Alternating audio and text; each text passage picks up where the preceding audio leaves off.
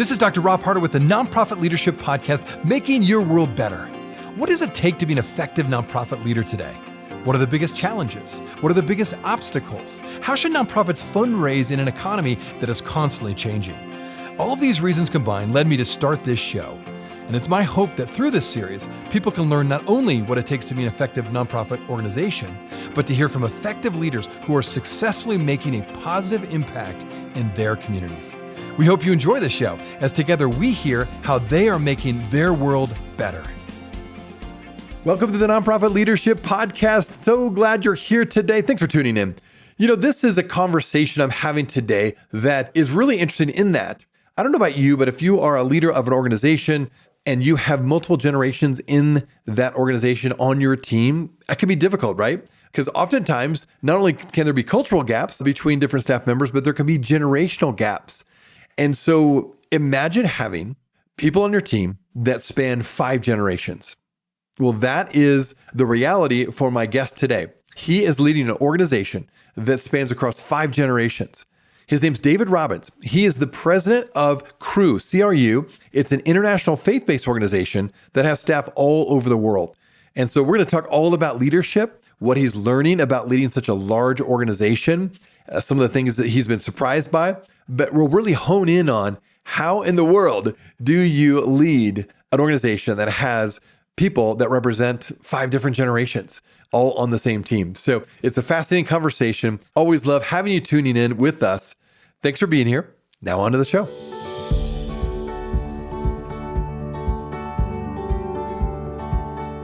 This podcast is sponsored by DonorBox. DonorBox, helping you help others with the best donation forms in the business. David, thanks so much for being on the show today. Hey, Rob. Thanks so much for having me. It's great to be here. Well, let's start with your current leadership role with CRU. Tell us a little bit about that, but also could you share just a bit about the past experiences you've had that led up to this important role now as president of CRU?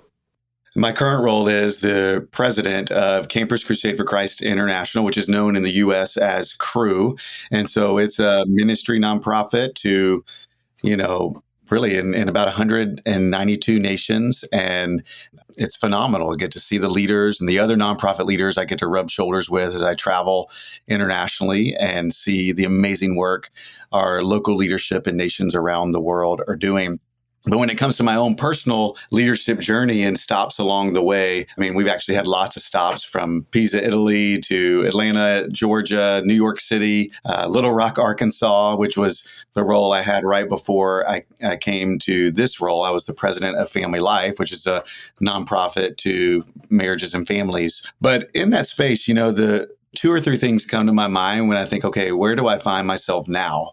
And what are things that got put in my life as core shaping to my character elements? I think back to being in Pisa, and we were serving students at the University of Pisa. And I just remember going, it just feels like duty. I'm just doing this because I'm supposed to do it. And is this nonprofit, and we were in a particular ministry space, is this worth it? And really wrestling with that. And it was from that time that, I certainly wanted to be a servant who would love others well and serve others well. That's always been kind of something desiring and written on my life. But I realized I need to stop relating mainly as servant, which is a beautiful way to being a servant leader. We want that in leadership, but really as one that is loved and experiencing love in a way that it can't help but show and tell to other people. Because the things that we love, we can't help but show and tell to others about it. So whether that's a movie, whether that's sports, for me, whether that's what I believe is incredibly satisfying good news about God, I can't help but show and tell of the things that we love when you're genuinely in an ongoing present tense way experiencing that. And so that was one thing that just really altered the way I wake up in the day and view, why do I do what I do? And why do I continue to minister in this nonprofit space? I think a few years later, we were in Atlanta and we were having kids, and my first kid had special needs. And so everything kind of stopped and halted. You were still barely keeping things going while you were really addressing things at home mostly and getting him all the medicine and whatnot he needed. And it was at that time that I just realized, okay, it's one thing to be physically healthy, it's another thing to be spiritually healthy, but my emotional health was something that I frequently ignored. I mitigate and manage overwhelm really well, as most leaders do. It's why we're leaders. However, if we start ignoring how that shapes us, it ends up really can tear us apart and take us out. And so just that my character is more important than my competency. Me with full presence is over performance every time, and high performance every time. I hope that leads to high performance, but yet what we're coming through.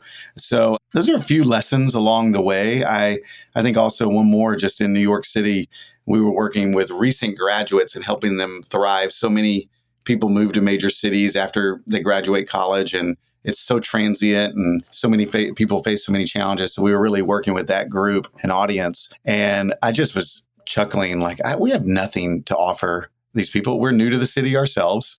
My education background is not impressive. And we're working with all these Ivy League people, finance guys or whatever. And I said, what do I have to offer? And it was a very clear, what ended up being the posture of how we did work there was, if we're greatly dependent on, God that's bigger than ourselves. So weakness is actually an advantage. And I will boast in our weakness. That's what we have to offer, and how we're processing spiritually, emotionally, physically, our own challenges, entering the city and the challenges you face in a place like New York City. We'll just bear that and bear it before other and process with other people. And I am amazed for this next generation, how much that actually created platform for work with the rising generation. They want real, they want vulnerable. And vulnerable is different than authentic. Authentic is you have a bow tied on the story and you're telling something from your past. Vulnerable is something more current and real that you're offering up and processing together. And all I know is, okay, I want to be a vulnerable leader. And so anyway, those are a few of the stops along the way that now we find ourselves here. All right, this is a large organization. Mission drift is a reality for every organization. So how do you lead such a large organization and still stay focused on the core mission of your organization? Yeah, that's really good. In my first 6 months, I've only been in the role for 6 months, and I've had a hyper focus on actually our motive for the mission, and that it would be rooted in a deep dependence and not just on our own self-reliance and strength, but a deep dependence and knowing that our hearts being engaged in it is how our work actually multiplies and sustains and grows. And so the first place we start is that we never lose our heart in it. We never lose our first love in it. And we keep cultivating that, because that's the number one thing that can end up leading to mission drift, is that you can end up worried about a lot of different peripheral things instead of the core, and the core being what you're focused on. And then, we spent a lot of time in these first 6 months going right back to our calling, and just any time in transition, which we're in a leader transition, and really there's any time as a leader, you can create fresh emphasis on the core of our calling. And for us, that's meant there's really 5 strategic intents that I inherited from the previous leader to live out those callings. And so in this season of transition, it's really focusing and harping on, okay, those aren't going away. We're going to keep leaning into these. And a transition in leadership actually allows you to ensure that, hey, are we being effective, or are we just doing what we've gotten used to doing around these 5 strategic intents? So I'm choosing to go with what's already created intentionally, because it's good stuff focused around our mission, and it's not mission drift at all. It actually elevates focus on the mission, but doing so in a way where they had been living that out for 3 years. And so anytime you live something out for 3 years, there's unintentional consequences get added, and like, all right, how can we bring another convergent focus again to get really lockstep on how we're going to live this out. So that's what we're doing with the team. And it's been really fun to get to do that together. Okay, as I think about the last few months, what has been some of the most surprising things that you've learned about yourself and your leadership style since taking the role of president? What's interesting is that 7 years ago, I was named president of Family Life, and that was a big leadership jump. And I didn't know a single staff member, even though it was a part of the parent organization of Crew, which have been connected to for 23 years. I didn't know a single staff person. And it was like jumping into a totally, there were threads of connection when it came to DNA and mission, vision, values. But yet when it came to people and being known, it was totally fresh. So, I think often we look at our stories, every leader does, and goes, goodness, I've been prepared, like God's prepared me in ways before today to face some of the things I'm facing. There's new challenges. Certainly I'm leading at a scale that I've never led before, and at a global scale in particular, as far as the number of leaders from different cultures that I'm relating to. But a lot of what this first year is, I'm able to rest in it a little bit because of what 7 years ago, all the visceral learning I did about, I'm not calling it a year zero, but I think it can sometimes be helpful when you have lots of freedom as a leader to call it year zero, where when you're entering something new, you're really absorbing and learning and relationship building with the team so that there is a trust that builds with the team. Unless you're in a situation where it's a crisis and you need to jump in and overhaul, that some leaders find themselves in that place. It could be financial or mission drift or whatever. For me, I've been able to twice now enter where, things were on a good path. And it's about taking time to build trust with the team, because the goal is you want to hear honestly where people are, their thoughts and feelings, concerns and hopes. And we won't be able to move forward constructively if we don't know honestly where we are. But when a new leader comes in, all the trust they had with the former leader, good or bad or whatever, you got to know it level sets, and you're rebuilding. People will lend you trust, and my team has, but you got to have real formative experiences. So one of the things that was borrowed from my previous leadership experience, but you wondered, will you use this again? It didn't go exactly the same, but it was used again, where it was just taking the risk of going, all right, this is where we find ourselves. And we had a 3-hour time that turned into a 5-hour time. I was like, guys, we need to take a break, right? And carry over to tomorrow. And they're like, no, this is gold. We need to keep going. Everyone needs to share, where we just took the risk of saying, all right, where are you really? And what are the elephants you need to bring in the room? And we didn't try to fix those issues, but I was, really demonstrating as a leader what's sincere inside of me of each one of you have cares, concerns, thoughts, feelings. Let's bring that into the room, not inside conversations after we break out of a meeting. And let's deal with that reality, and that'll be dealt with over time. But anyway, that's the first thing that comes to my mind of it's definitely getting lived out in different ways. Certainly, I'm having to, learn cross-culturally in whole new ways in this role, which is really cool. I was just with our 300 national team members of our national teams in Africa for an all Africa leadership conference. And it's just amazing to get to, lead shoulder to shoulder with these people. So yeah, there's a lot of scale that I'm learning there. But when it comes to the brass tacks with my team, it's a leadership style that I used 7 years ago in my first year. And I think it's where we all start when we're starting something new. We'll be right back. Are you looking for an easy and effective way to boost your nonprofit's donations? Well, look no further than DonorBox, the online fundraising platform that streamlines your fundraising efforts, maximizes donations, and simplifies giving for your supporters. With DonorBox, you can create beautiful donation forms, accept digital wallet payments, track donations, and send auto receipts. And the best part? There are no setup or monthly fees and no long-term contracts required. So what are you waiting for? Visit donorbox.org today to get started. That is www.donorbox.org. Hey friends, thanks so much for listening to the Nonprofit Leadership Podcast. Many of you know that I provide leadership and life coaching. With my 30 years of nonprofit experience, I know firsthand how hard leaders like you work. I also know how important it is to have someone you can call on and to get help with the barriers and leadership challenges you will face both professionally and personally. I really want to help people thrive and become all they were meant to become by providing coaching and consulting services. And it's been so much fun working as a coach, working with clients who are leaders just like you, looking to grow personally and professionally. What you may not know is that I also provide consulting services. Currently, in fact, I'm working with an organization to help them create a clear strategy and plan to raise $3.5 million to expand their organization. So perhaps you're an executive director and you sense your organization has hit a lid on growth and you need a strategy as to how you can scale your nonprofit. Or perhaps the culture you set out to create is not the culture you have currently and it's impacting your staff retention. Or maybe you're facing a major resource challenge and you don't know what to do. That's where I can help. I come alongside leaders and organizations to create strategies to grow their organizations and maximize their impact. If your nonprofit needs help with fundraising, strategy, or operational effectiveness, reach out today. You can simply email me at rob@robharder.com. You can go to my website, robharder.com, or you can call me, 435-776-5173. I would be happy to provide a free sample coaching session or a consult to see how I can best be of help to you and your organization. Well, thanks again for listening. Now back to the show.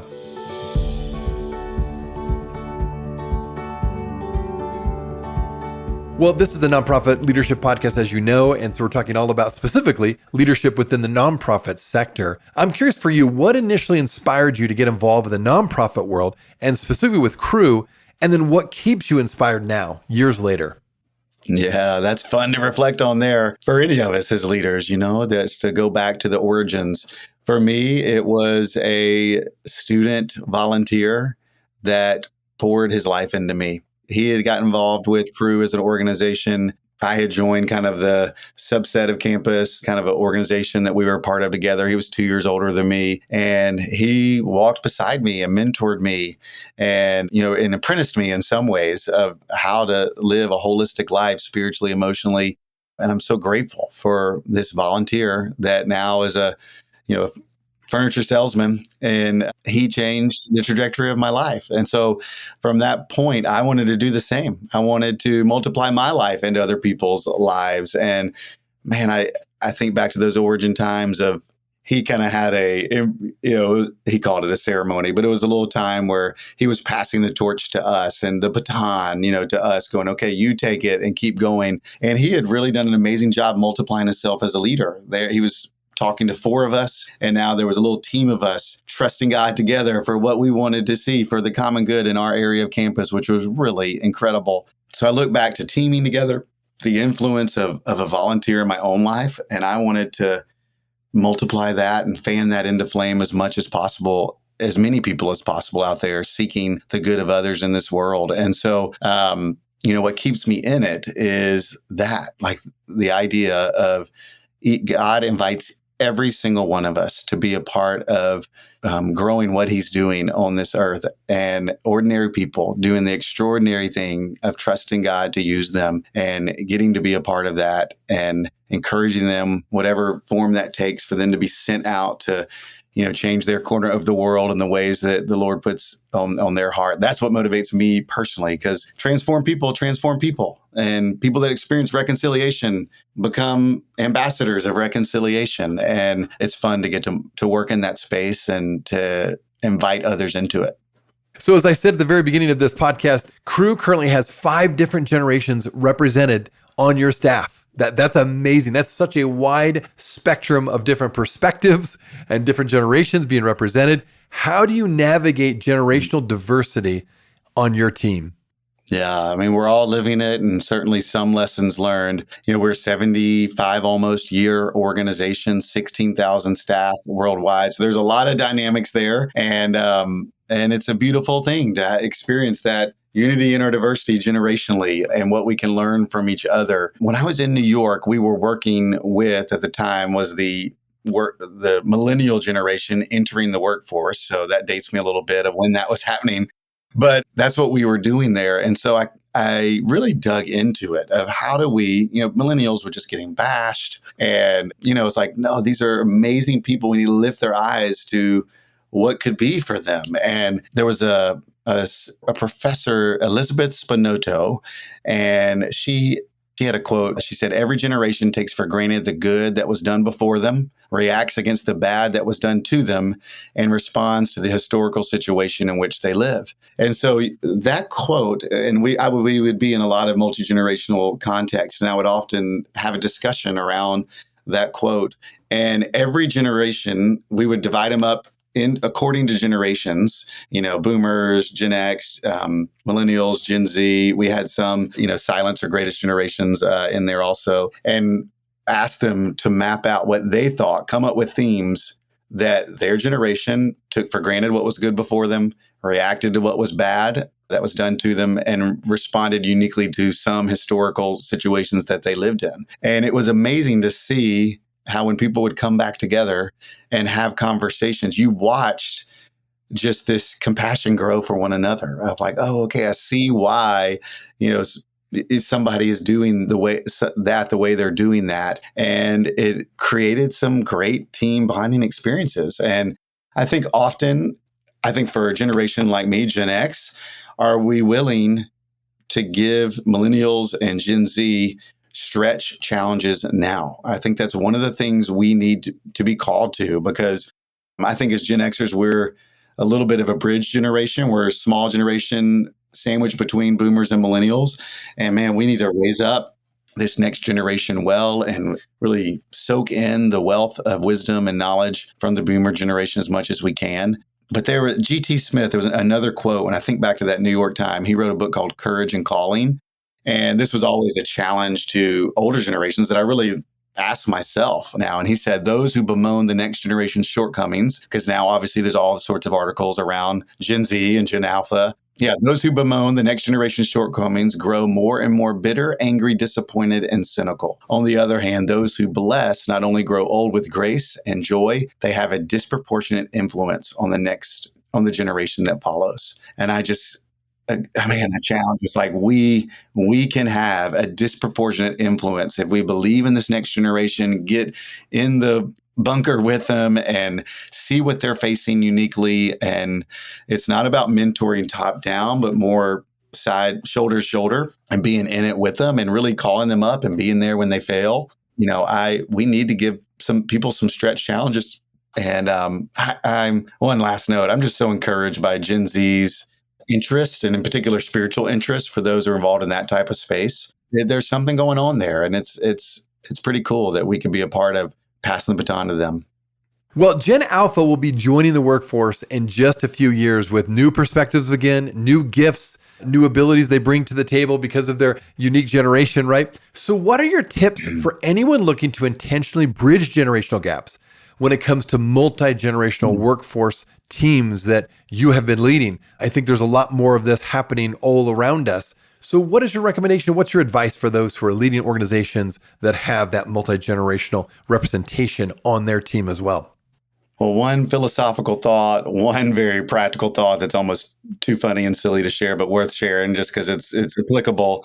And then, I may have one other thing to add on. But one philosophical is like, we need to enter every room that we enter when it's like our teams are gathered, and think, what will 2050 look like and what's my part? Often, yes, we need to grow our missions now. We need to focus absolutely on what can happen by 2030 for sure. But what can I do between now and 2030 in order for the rooms that we gathered in 2050, that we would have a long list of people that we can challenge to major leadership roles? I think one of my biggest concerns that I look at myself in the mirror on, honestly, is, are we giving people 29 and younger so I'm stretching Gen Alpha into Gen Z here, but are we giving them significant projects that are fully theirs? When I go back and hear the war stories of our organization in the 70s and 80s, oh my goodness, 29-year-olds were doing the biggest things, and we're handed some of the things that are most historic in our ministry and movement. Some of those stories came from 20-somethings leading it.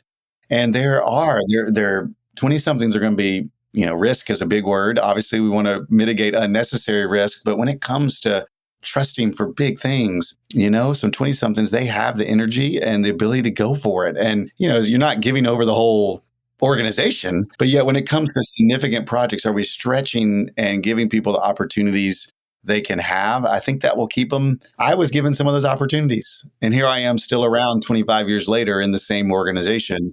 I think they do want to make a difference, but I think one of the things that is out there in articles and research and whatnot is they want to make a difference now. And there can be a little impatience. Other generations are going, wait a minute, you're just 23, like, of course you didn't get that huge promotion yet. Well, are we giving them significant projects, at least, where they know they see their fingerprints? And I don't know that we're doing that well. but I know it's a conversation we're having and something we're focused on. One very practical is we were redoing our office, and there was this subgroup of couches that were in a near a common area that's kind of mainstream in the office. And I go, I remember my first comment was, that is such a waste of space. Like, what in the world? Who's ever going to sit there? And, why are we taking up that much room for this massive U section sofa and all these movable modular things? Well, sure enough, the people who are most consistently in our office are 20 somethings, and where they are sitting are on the very home base in a group of, 10 to 15 for the one department I'm talking about on that modular couch. And then they'll go in a meeting room and then come back. They want to do it in community, to your point. So it's one like hyper practical, even officing thought of just one of the implications of I think this generation is going to teach us a lot of, I'm watching them redefine their relationship to their phones quicker than we are. They see the influence of it. So there's some things like that I go, they want in-person, tangible touch and projects together, as well as they want to use the tools that are available to them in meaningful ways also. But those are two thoughts.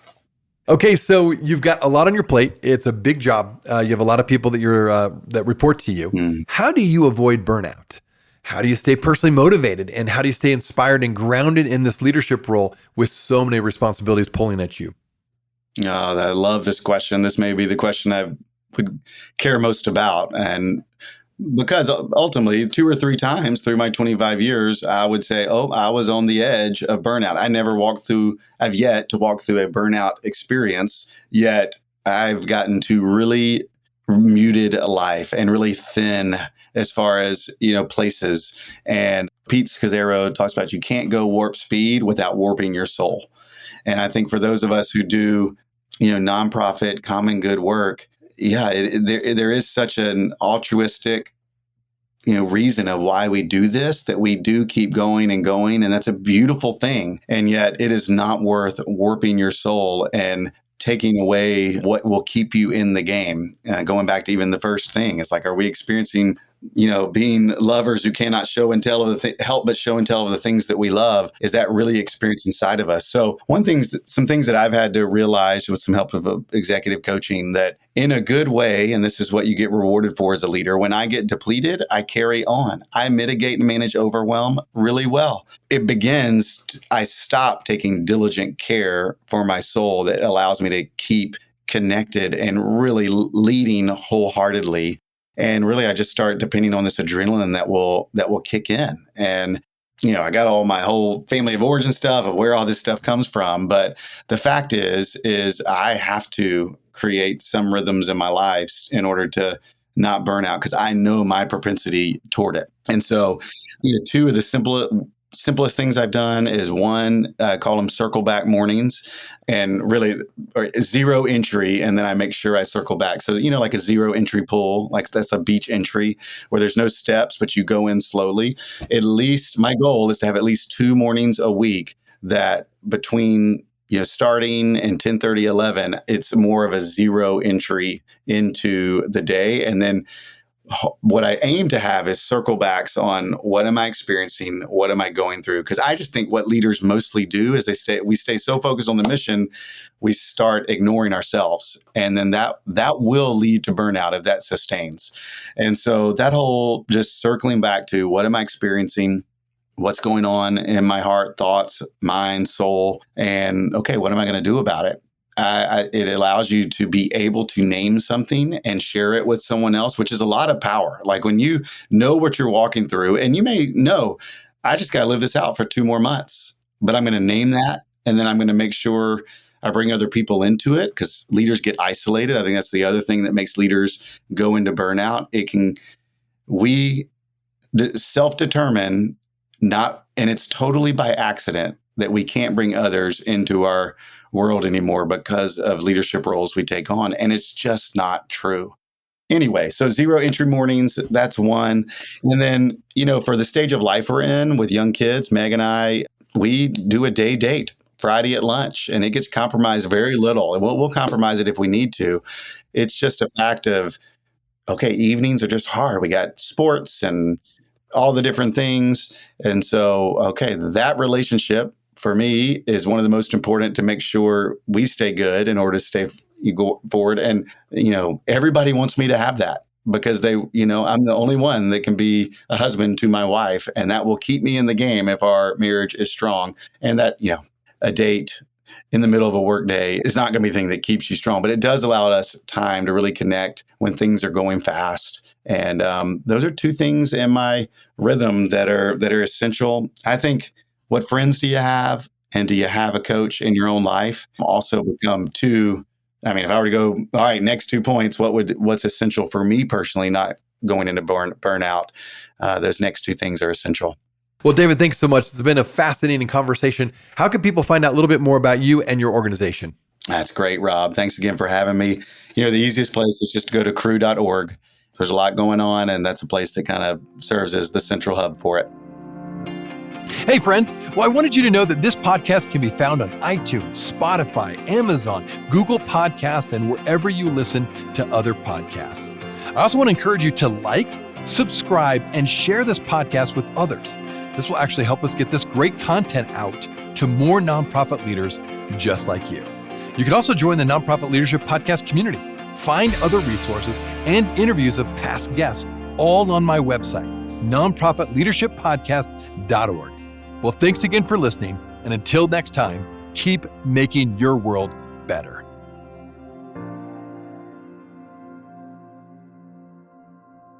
This podcast is sponsored by DonorBox. DonorBox, helping you help others with the best donation forms in the business.